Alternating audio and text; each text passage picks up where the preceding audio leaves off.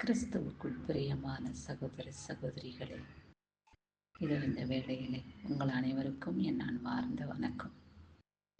கர்த்தராகிய இயேசு கிறிஸ்துவின் மகிமுள்ள கரம் இம்மட்டும் நம்மளை தாங்கி வழிநடத்தி பாதுகாத்து கொண்ட அவருடைய மட்டில்லா நன்மைகளுக்காக, கிருபைக்காக, தயவுக்காக அவரை நன்றியோடு கூட ஸ்தோத்தரிப்போம்.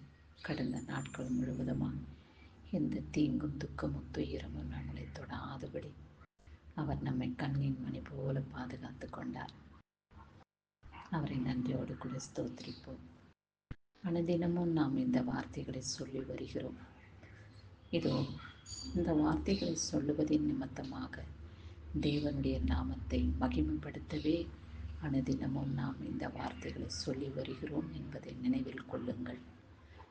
அவர் நமக்கு செய்த நன்மைகள் அளவுக்கு அடங்காதது.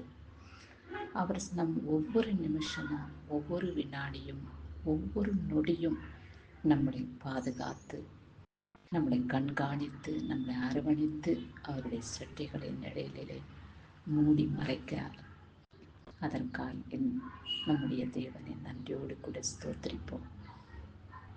ஆண்டவரே, என்னுடைய வாழ்நாளிலே நீர் செய்துகிற நன்மைகள் எனக்கு கடங்காதவைகள் ஆண்டவரே. ஆனாலும் உடைய பரிசுத்த நாமத்துக்கு கொடான கொடி ஸ்தோத்திரம். ஸ்தோத்திரமே தவிர எங்களால் ஒன்றும் செய்ய முடியாது. என் தந்தையே, உமக்கு நன்றி உள்ளவர்களாக நாங்கள் வாழ்ந்து வர, உம்முடைய இருதயத்தை நாங்கள் சந்தோஷப்படுத்த, உம்முடைய ராஜ்யத்துக்கு சித்தமுள்ளவர்களாக நாங்கள் ஜீவிக்க எங்களுக்கு நீங்கள் தான் உதவி செய்யணும் என்று நாம் ஜெபிப்போம். இந்த ஜெபத்தை கர்த்தர் மகிமையாய் வல்லமையாய் ஏற்றுக்கொண்டு உங்களை ஆசீர்வதித்து காத்துக்கொள்வார்.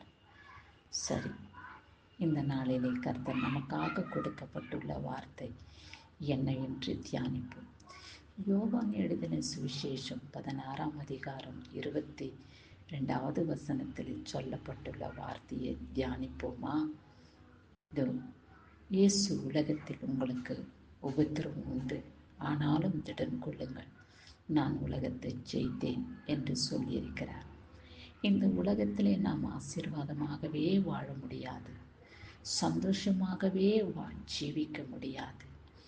அப்படி சந்தோஷமாகவும் ஆசீர்வாதமாகவும் வாழும் பொழுது தேவன் யார் என்று நம்ம கேட்காதபடி நாம் அன்றன்று தேவைகளை தேவனிடத்திலே நாம் பெற்றுக்கொள்ள வேண்டும். அதிக ஐஸ்வர்யம் இருக்கிறதினாலே தேவனை துதிக்கிறது குறைந்துவிடும். தேவனை ஆராதிக்கும் செயல்பாடுகள், தேவனை துதிக்கும் நேரங்கள் நமக்கு குறைவாக காணப்படும்.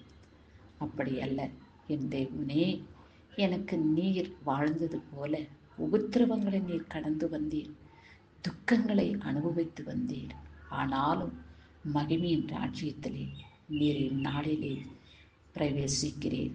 அதுபோல நாங்களும் உம்மை நாங்கள் பற்றி கொள்ள, உம்முடைய பாதத்தை அண்டி வாழ, உம்முடைய பாதப்படியிலே நிலைத்திருந்து நல்ல ஒரு ஆசீர்வாதத்தை பெற்றுக்கொண்டு உமக்கு சாட்சி உள்ளவர்களாக என்றைக்கும் நாங்கள் ஜீவிக்க வேண்டும். எங்களுக்கு வரும் கஷ்டங்கள், துன்பங்கள், உபத்திரவங்கள் இவை எல்லாவற்றிலேயும் என் தேவனே உமக்கு நாங்கள் நன்றி செலுத்த வேண்டும்.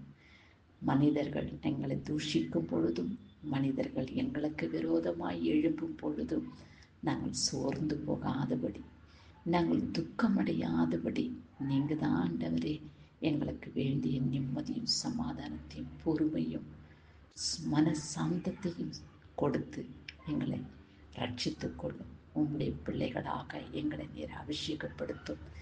நீர் எப்படி பொறுமையுள்ளவராக வாழ்ந்தீரோ, சமாதானம் நிறைந்தவராய் வாழ்ந்தீரோ, மனசாந்தி நிறைந்தவராக இந்த பூமியிலே எங்களுக்கு வழிகாட்டினீரோ, அந்த வழியிலே நாங்கள் பின்பற்றி நடந்து வர எங்கள் இருதயங்களோடு கூட நீங்கள் பேசுங்க, எங்கள் மனதோடு கூட நீங்கள் பேசுங்க.